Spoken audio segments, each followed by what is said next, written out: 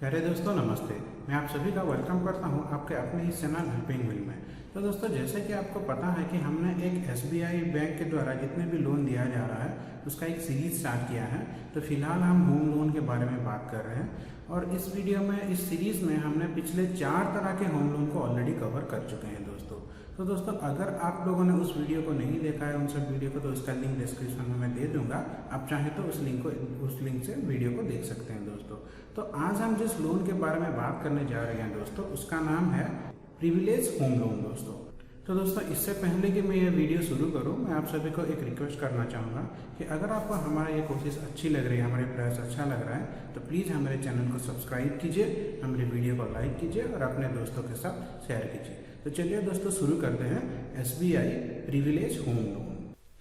तो दोस्तों जैसे कि आपको पता है कि हम आज एसबीआई बैंक के द्वारा जो कि प्रिविलेज होम लोन दिया जा रहा है उसके बारे में डिटेल में बात करने जा रहे हैं। तो दोस्तों ये जो प्रिविलेज होम लोन है ये गवर्नमेंट एम्प्लॉय के लिए है। ये गवर्नमेंट जितने भी गवर्नमेंट एम्प्लॉय हैं, चाहे वो स्टेट गवर्नमेंट हो, सेंट्रल गवर्नमेंट हो या फिर किसी पीएसयू में काम करते हैं, उन लोगों के लिए है दोस्तों। तो देखिए दोस्तों यहाँ पे आप देख सकते हैं कि ये किन लोगों के लिए है। Individuals who are employees of central और स्टेट गवर्नमेंट, मतलब कि कोई भी एक ऐसा व्यक्ति जो कि स्टेट गवर्नमेंट के अंडर काम करता है या फिर सेंट्रल गवर्नमेंट के कर्मचारी हैं, which includes PSB, PSU of central government and other individuals with pensionable services are eligible to apply for this home loan।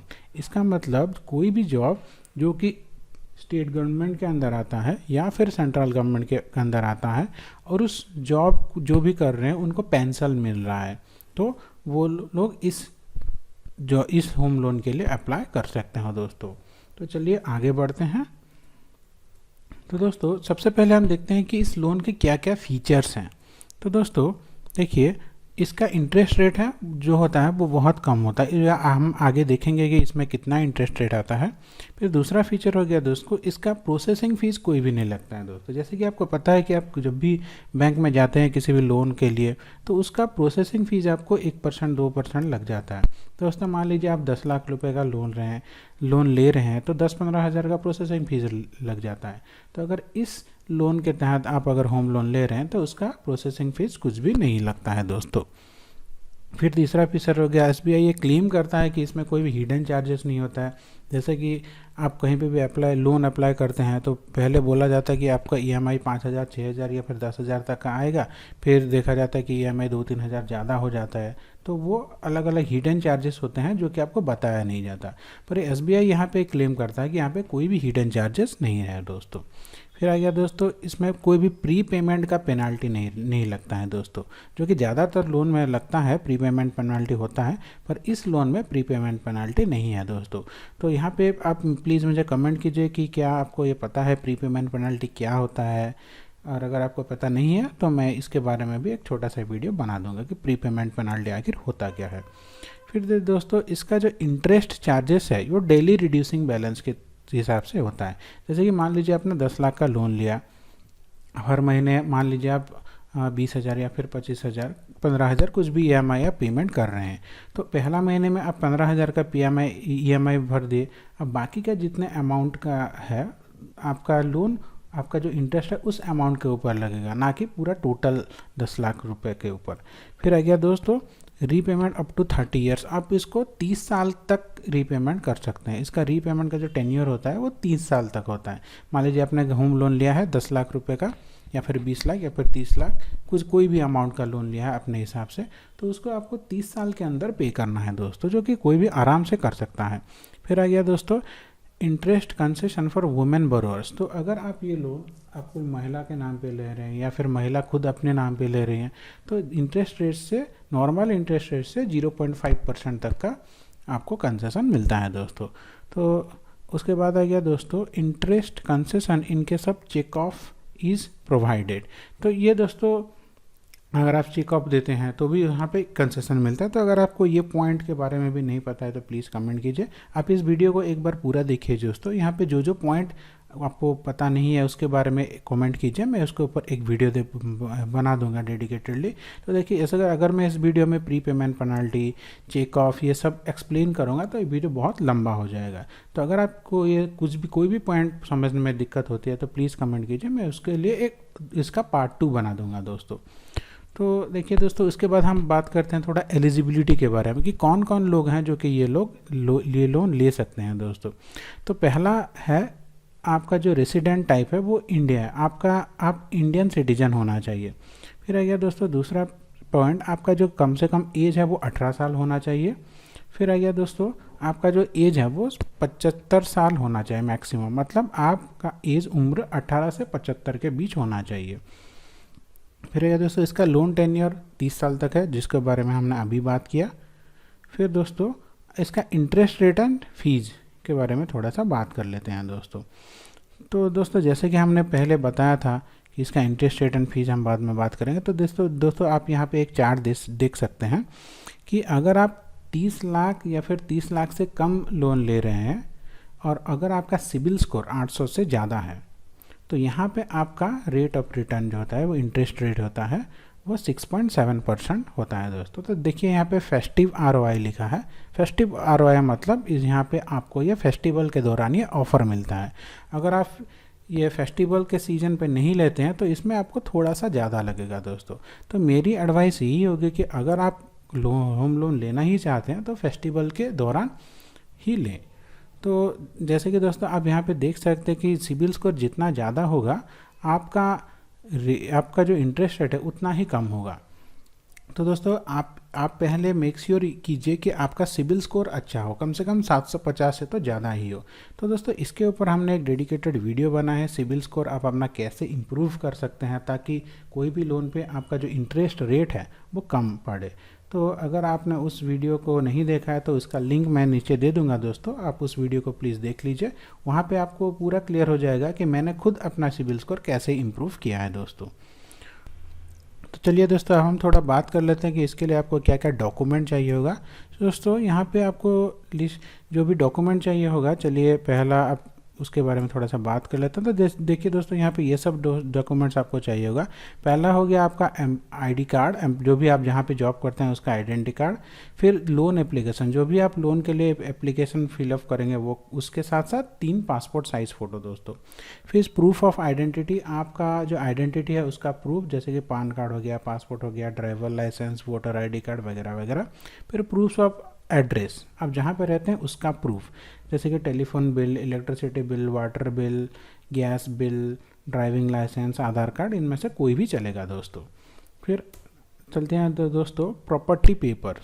तो दोस्तों देखिए परमिशन फॉर कंस्ट्रक्शन, जैसे कि आपको पता है कि आपको हाउस कंस्ट्रक्शन के लिए एक परमिशन लाना पड़ता है, उसका एक प्लान बना के, तो उसका है परमिशन। फिर दूसरा जो पॉइंट है दोस्तों ये रजिस्टर्ड एग्रीमेंट फॉर सेल, ये सिर्फ महाराष्ट्र के लिए है, तो अगर आप महाराष्ट्र से नहीं है तो इसको आप स्किप कर सकते हैं। फिर तीसरा पॉइंट हो गया दोस्तों ऑक्यूपेंसी सर्टिफिकेट, ये वाला आपको पता ही होगा ऑक्यूपेंसी सर्टिफिकेट क्या होता है।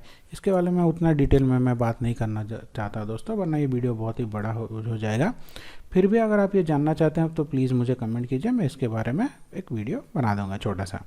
फिर अप्रूव्ड प्लान कॉपी, जैसे कि आपको पता है कि घर बनाने के लिए एक प्लान कॉपी चाहिए होता है, एक प्लान बनाना पड़ता है, उस प्लान का अप्रूवल लेना पड़ता है, तो वो वाला सर्टिफिकेट का जेरॉक्स कॉपी।